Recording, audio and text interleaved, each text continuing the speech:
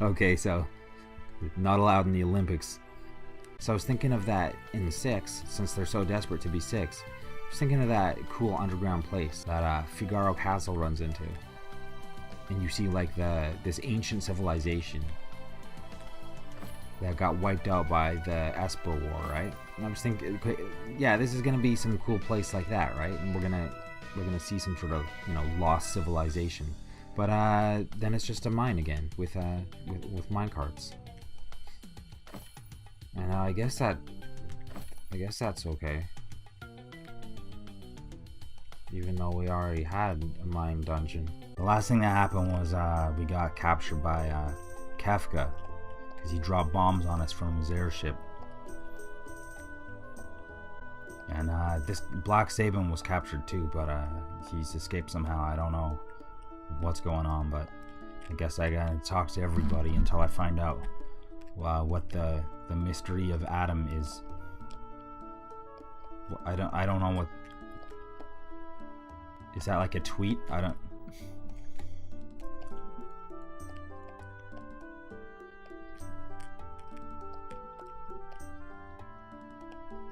God, the fucking assumptions because of my skin color. Wait, oh, is this a flashback? I bet this is a flashback. This guy's always knocking his head and then he dreams about the past. Oh yeah, guys like me, huh? Yeah, I see what you mean. What the fuck is this racist? Oh, this FF5 song. More minecart puzzles, I guess, because an entire dungeon dedicated to minecart puzzles. That was not enough. We didn't quite finish with this concept. In fact, we're only really getting started. If the priest tells you don't stare at the evil crystal, hey, we got this thing. It's called the Wraith Crystal. Don't look at it too much, okay? This feels like the game designer lost his scriptwriter and started doing the dialogue by himself. Here's Kafka. Yeah, this isn't 6 at all. Kafka's looking for a magical girl. And he talks in a weird, kind of crazy way. I can't believe how fucking blatant this is. What an embarrassment, dude. Overworld. See, why doesn't it say what continent I'm on? It could say, you know, I'm on Dragora Northlands, but it just says Overworld. Like, I didn't know it was the Overworld. Oh, a body... Yeah, okay. I get it, he's Sabin. Yeah, I'll just use all my strongest moves, I guess. Okay, I win. Like, I don't understand why these enemies are so weak that they just die before they can even perform any actions. It's like, why? Why make me fight them if they're gonna be that pathetic? Like, the encounter design is non-existent. The enemies can't do anything before they die. So it's the same as if they were there or not there. What? No, that's cool, because I can just keep doing this, because it costs the same as he recovers in one turn. So I don't know what the threat is. So that's basically infinite healing.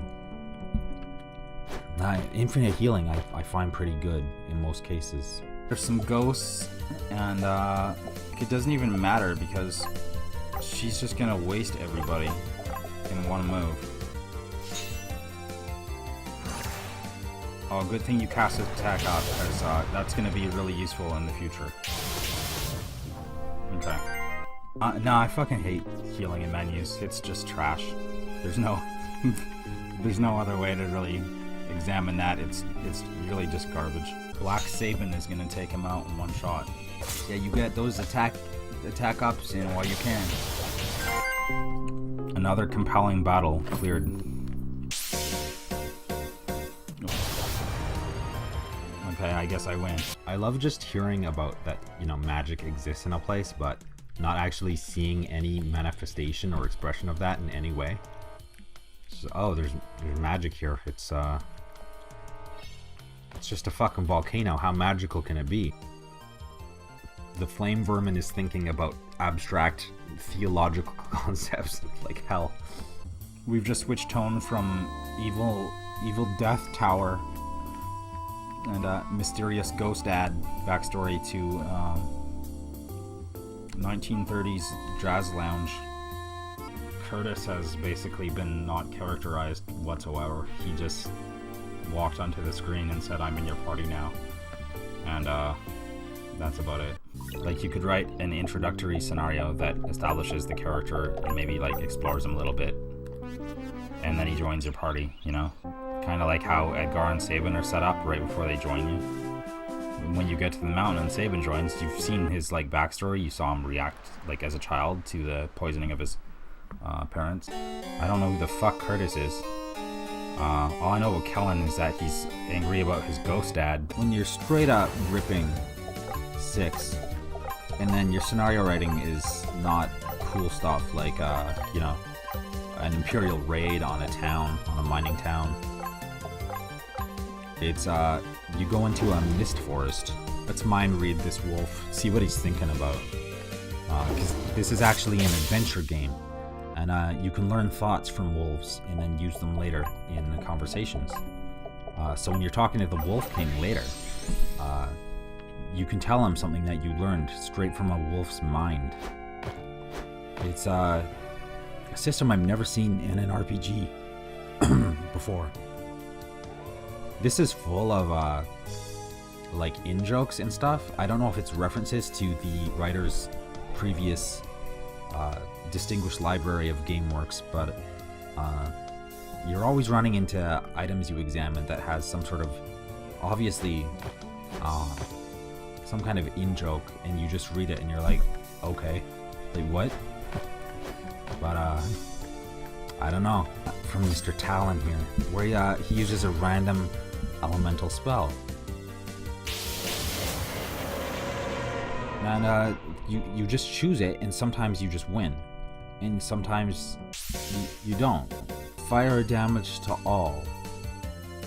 And it said he's weak to fire. It says fire on my screen right now, so, let me just think. I think I did the right thing. Okay, yeah, I did match fire up to fire. I don't know if it's the tribal type song that's playing, the Broken Pillars, but this is really giving me vibes of second Golden Sun game, and those aren't good vibes, I'll tell you that. Back to the vast plains of Overworld. Yeah, so I really like this. Kellen here has a healing move, and it seems like he's kissing everybody to heal them. His little hearts come up, right? It looks like he's kissing Curtis on the lips. You got a female character like Peach, and she's, you know, healing moves called a group hug. She's hugging and kissing everybody. Mallow, Gino, Bowser, you know, just putting out left and right those hugs and kisses, you know, so that's how she heals people. But here we have a male protagonist who heals people by kissing them. And I think that's a really positive message because, you know, in our society, guys are discouraged from demonstrating affection and emotion of any kind. So what if he wants to kiss Curtis on the lips? I don't know what that means. That actually means absolutely nothing to me. It's my favorite kind of writing, references to, you know, jokes your audience won't get. That's how you really win them over, you know? What the fuck is happening with this music right now? What? I would like to make a band, right? And the band is the attack properties. So you got the guitarist slash and a keyboardist, probably. His name would be Pierce. He'd be a guy who wears glasses and he has a ponytail. And Blunt would be, he would rap and DJ. Maybe his name would be DJ Blunt. So you'd have Slash, Pierce, and Blunt. The fog sweeping across the battlefield effect, it's kind of nice. It's kind of cool. I like that one. Light Shield. I would look at what that ability does, but I don't care. I guess bronze stuff. Oh my god, what the fuck is happening in the Harmony? Like, there's no way to not have enough money to get this stuff. So there's no possible decision that you can ever make, right? What does this add? This equipment could be in the game or not in the game, and it wouldn't make any difference. How many RPGs have been made since, like, 1984? The challenge to you is if you can figure out how to press buttons in a menu. It's just exhausting. People should be better than this by now. I guess I'll just cast Lightning and Mind Read. See what foregone conclusion card counter that I'm gonna be using for the next 500 battles. It's a cool waterfall effect. I mean, for as generic as like everything is, like really, really boring environment design for everything. The art is well executed, it's just the creativity is pretty much zero. Should be Lord of Whereas. Was this on Kickstarter? Are these like some sort of fucking dumbass backer messages? That's a bad idea, man. Maybe in the end credits or something, right? Give them messages. Don't put them in your fucking game world. It's so bad. Because people playing it compromises the experience, right? Because people are playing it and they're just reading this garbage. It's just fucking trash, right? It's a pleasure fighting these guys for the 500th time. Like, I know they're joking with his dialogue, but it's actually true. Oh god, dude. Kafka's back.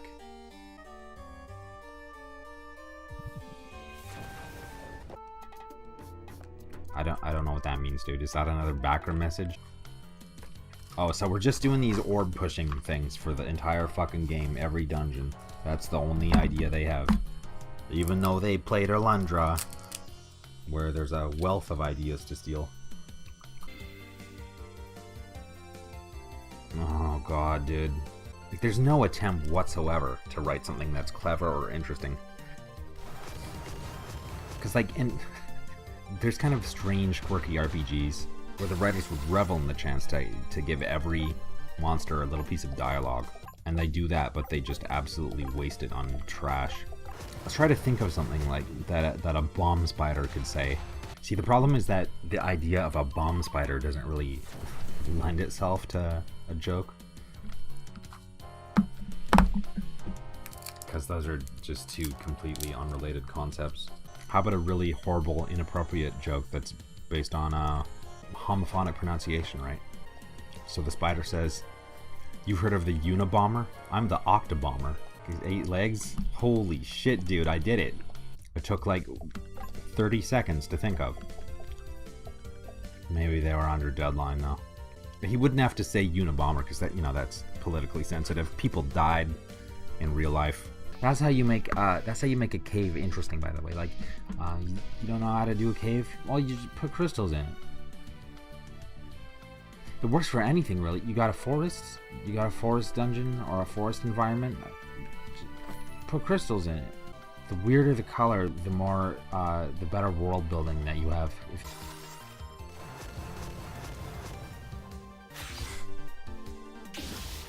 You're thinking about, like, what can this monster do?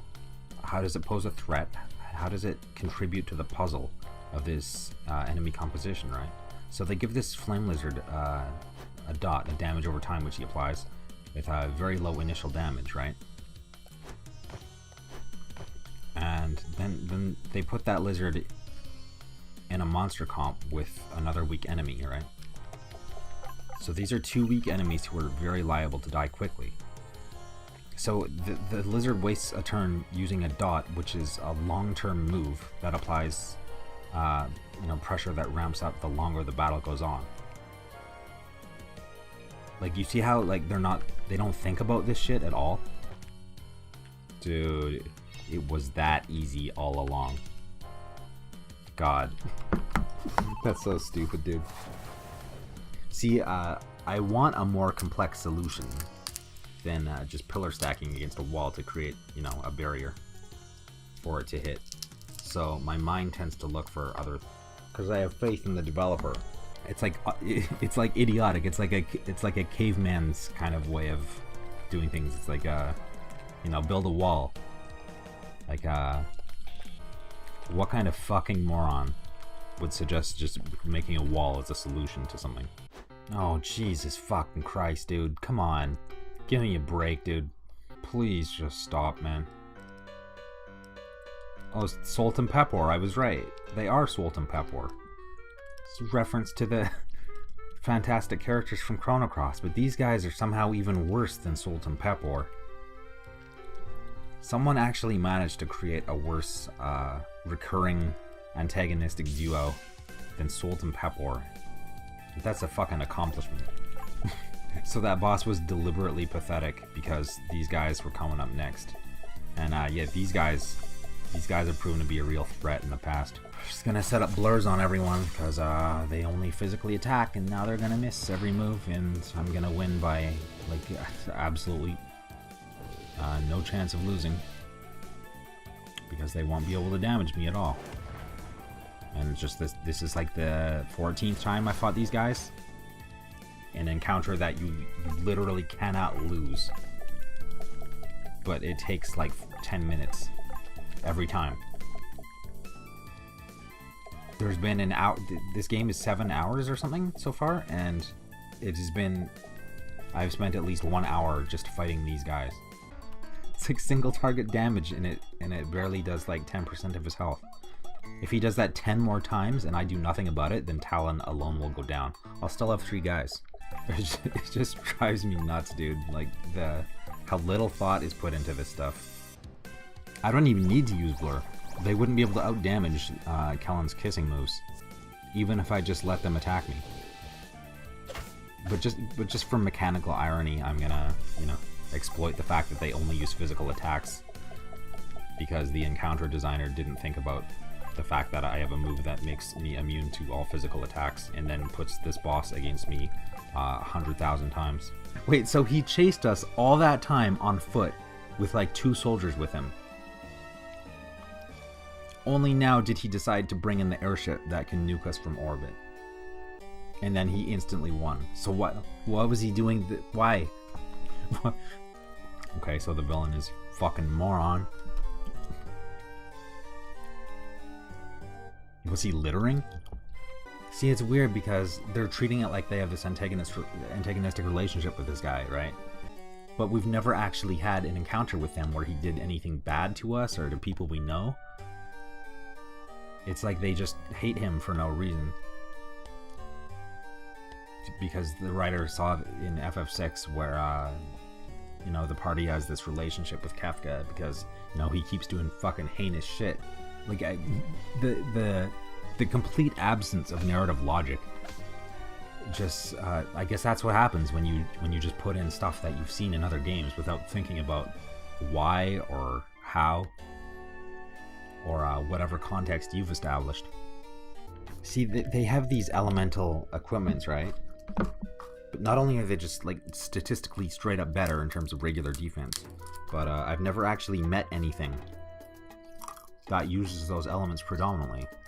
So it's not like I'd even go back to a previous elemental armor. It's so bizarre, dude. It's like they just put this stuff in because they saw it in other RPGs, but without thinking about any of it at all. All her armor except the first one is bikinis. Not complaining. Well, actually, I am complaining.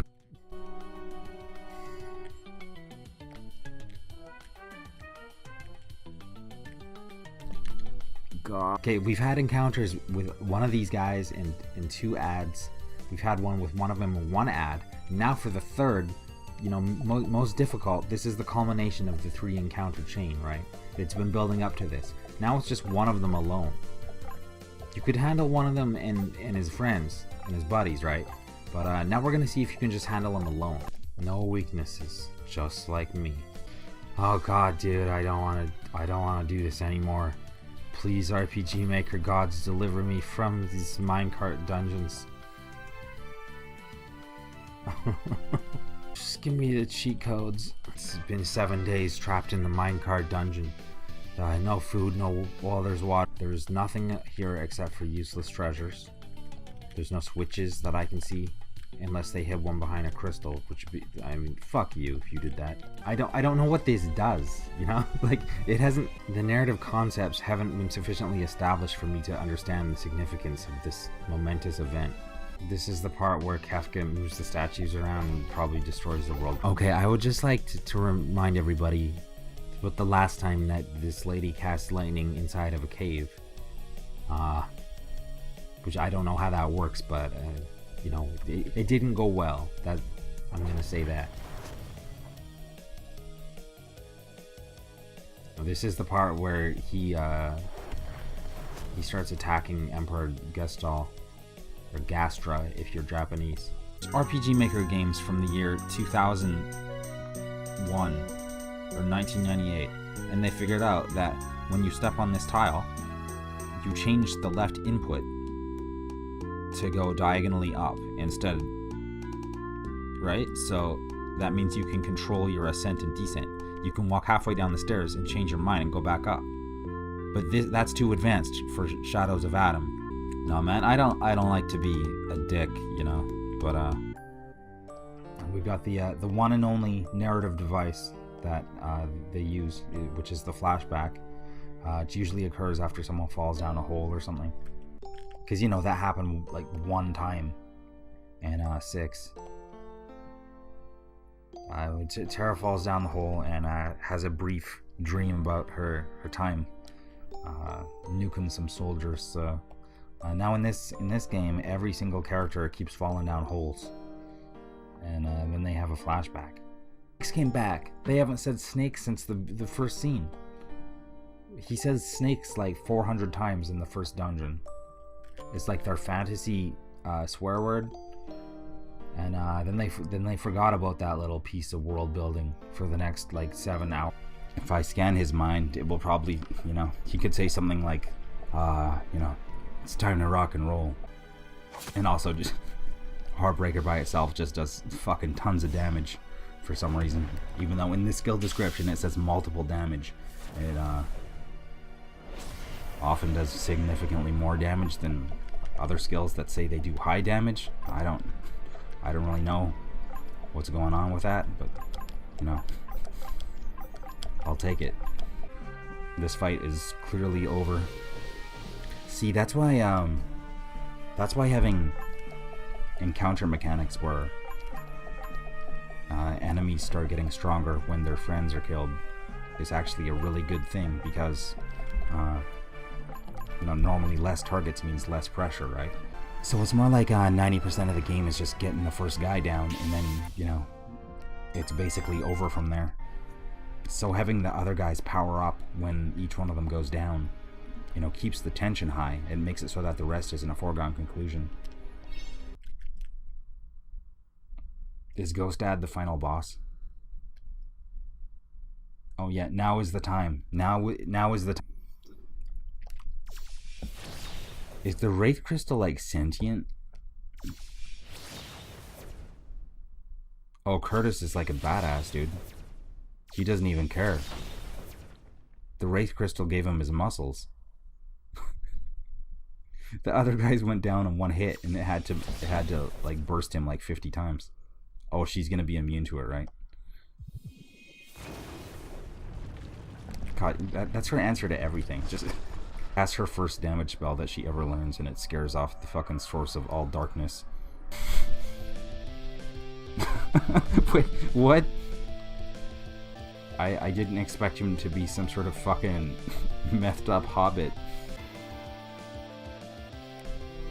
Okay. His mind is too strong.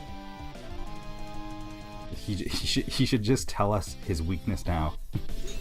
Like, yeah, since shields can't be over damaged, it kind of makes any boss where they do large amounts of damage in single hits completely trivial, because they'll never be able to kill you as long as you have a shield on. Even if the shield has 1 point of damage protection left, they won't be able to actually touch your real HP pool. What's that movie with the Lion Wardrobe one, where there's like a elf guy or something, or he's He's like a man who's part elk or something. That's what this guy looks like. Except he's at a fucking Pink Floyd show. Yeah, he got wasted. Okay.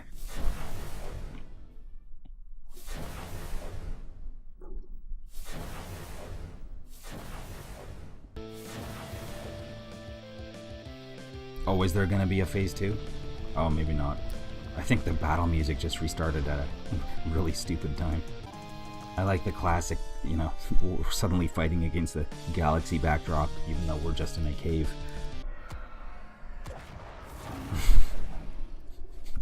It's funny that the sound effects, it's like he like tackles the Wraith Crystal. Is anyone gonna like get together romantically? Come on. Curtis and Kellen. Been shipping them from the start. The picture on the front of the Wraith door is it looks like an advertisement for a yoga class. Scene design.